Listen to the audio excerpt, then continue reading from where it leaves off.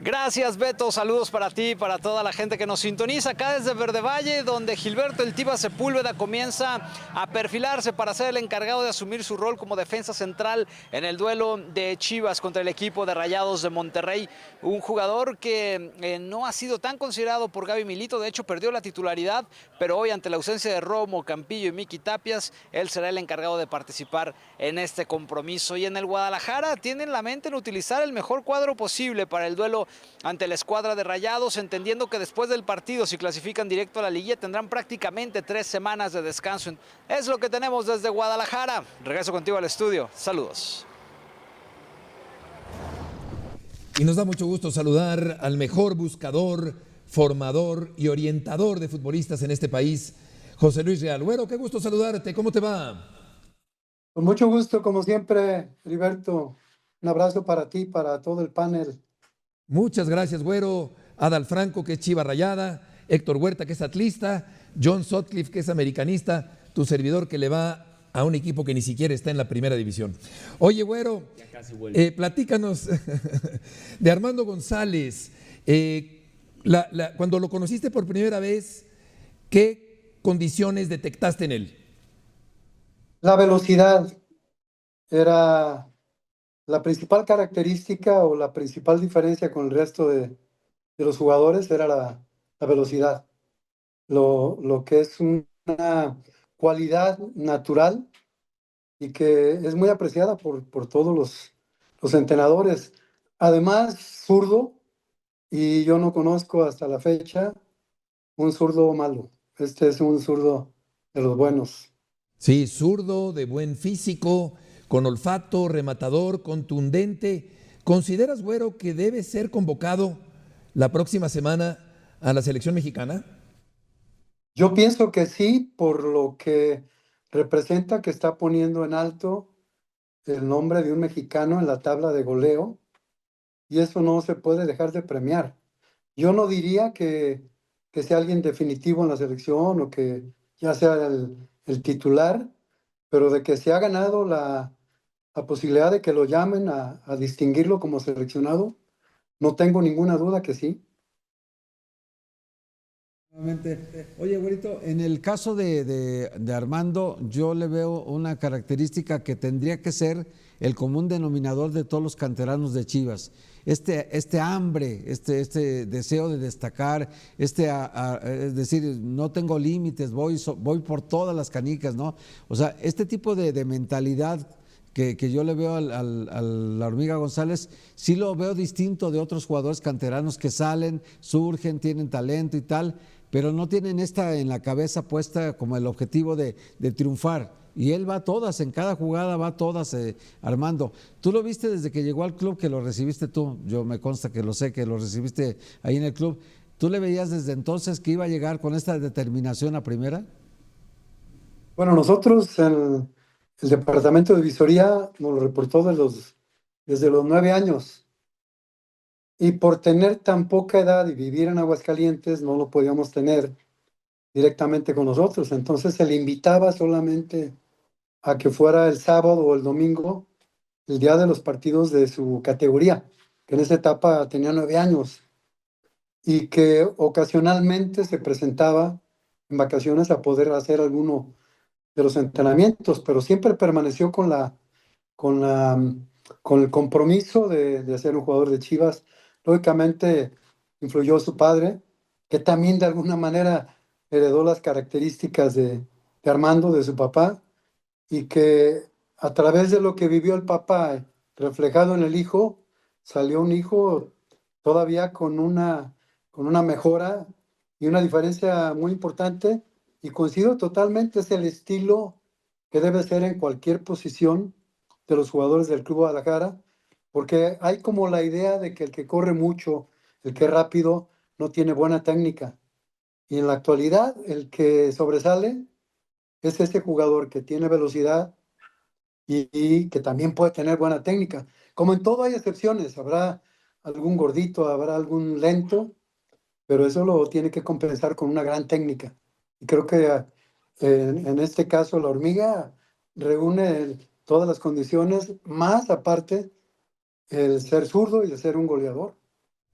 José Luis, buenas tardes. John Sutcliffe, yo comentaba hace unos días que sé que Javier Aguirre ve hasta como una opción a Guillermo Ochoa, no solamente en el Mundial, sino quizás a titular. Yo te quería preguntar, ¿por qué no estamos desarrollando en cantidad y en calidad arqueros como siempre lo había hecho el fútbol mexicano? ¿A qué lo atribuyes? John, gusto saludarte. Yo creo que en una parte empezamos a voltear, como de repente ha pasado en algunas posiciones, sobre todo con los centros delanteros, a exagerar en no dar oportunidad a la gente, el portero de Santos, el portero que estaba en Veracruz, que siendo muy buenos porteros en su momento, extrajeron porteros extranjeros. Y anteriormente hay más ejemplos también. Y siendo, como bien lo dices, tierra de buenos porteros, como también es buena tierra de centros delanteros y que hasta hace poco decían que no había buenos centros delanteros y ahora resulta que tenemos para poder tener una muy buena competencia. Yo creo que la falta de oportunidad, esa ha sido la principal por traer de una manera para mí exagerada porteros extranjeros. Los buenos extranjeros siempre tendrán que ser bienvenidos, han sido bienvenidos, pero también ha habido porteros que por traer jugadores extranjeros, porteros ya de una edad avanzada, tapan la posibilidad de los jugadores promesas de calidad jóvenes. José Luis, buenas tardes. Adal Franco, te mando un fuerte abrazo. Yo entiendo que todos los casos son distintos y la valoración se tiene que hacer dependiendo las condiciones del futbolista. Pero ¿cuál es tu opinión sobre culminar el proceso formativo de un joven en México antes de que migre a Europa, o bien si sea prudente en algunos casos que se culmine ese proceso formativo en ligas de desarrollo como la Liga de Portugal, la Liga de Países Bajos, por mencionar alguna? Yo creo que en México, como decía don José Antonio Roca, quien no tiene memoria no llega a triunfar en todos los aspectos. Y yo creo que tenemos ejemplos de lo que ha pasado con nuestros jugadores mexicanos triunfadores en Europa. ¿Cómo ha sido? Porque podemos poner el caso de Rafa Márquez, que es una excepción y que es un fuera de serie. Y que Hugo, que llegó ya un poco más maduro, y ahí podemos seguir con los demás. Yo creo que en México no tenemos un modelo en varias cosas y por eso damos tumbos de un lado para otro. ¿Cuál es el modelo del futbolista mexicano? ¿Cuál es el estilo del fútbol mexicano? ¿Qué vamos a... eh, por poner un ejemplo, yo no tengo, en todos los años, que han sido muchos, qué hacía Erickson, qué hacía Tata Martino, qué hacía, bueno, Manuel Lapuente, porque sí estuvo muy cerca con él, qué ha hecho cada entrenador de la selección mexicana que no conocemos nosotros como entrenadores mexicanos, de lo bueno que hicieron ellos. Entonces yo creo que en todos los aspectos, jugadores, entrenadores, tenemos que aprovechar lo bueno que tienen, pero no se permea. Al no permearse esa parte, estamos sin darle el toque más importante al jugador cuando de joven tiene que pasar a la primera división. Y estamos pensando en Europa antes de poder hacer un pasaje que nos falta hacer en México cuando salen de fuerzas básicas a la primera división. Caemos en un limbo. Yo siempre he hablado de que cuando sales de fuerzas básicas, no eres de primera división todavía y ya no eres de fuerzas básicas. Y ahí perdemos a todos los sub-17, todos los sub-20, que han sido importantes en la selección, en su club, y que al pasar a la primera división no hay un plan que les permita tener una secuencia tanto en sueldos como en el respeto que tienen que tener por la jerarquía de las imágenes de los consolidados del club y que sean cobijados siempre porque esa gente siempre veterana va a ayudar a que logren tener la formación. Salen de fuerzas básicas porque tienen calidad, los aventamos a la primera división y todavía no son de primera división. Y quien les tiene que dar el toque de la primera división, ya ahí es el técnico de la primera. Y normalmente cuesta trabajo que el técnico de la primera vaya llevando o culminando ese proceso.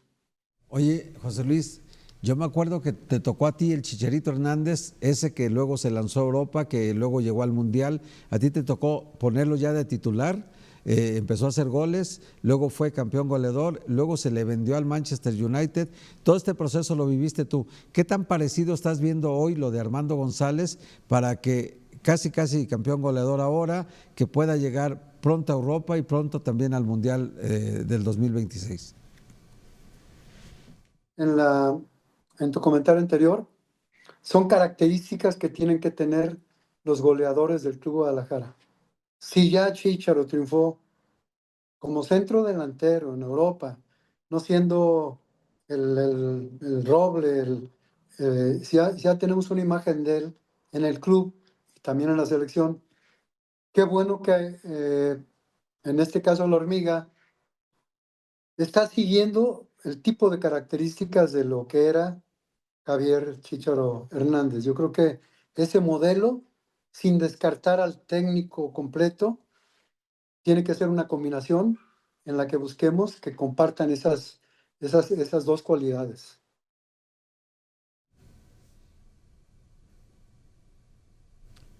Te preguntaba Héctor Güero que si ves a la Hormiga en el Mundial.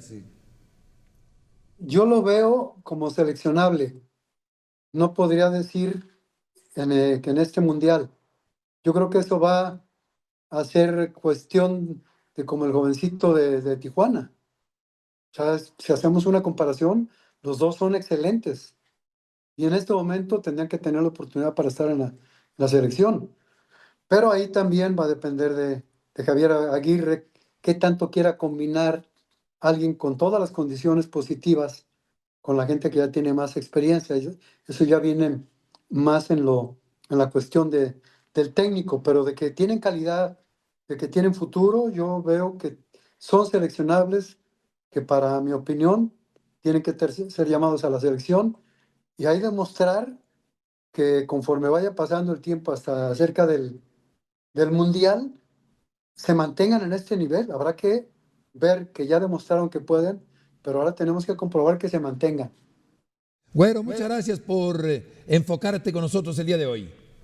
Muchas gracias, un abrazo para todos. Igualmente, José.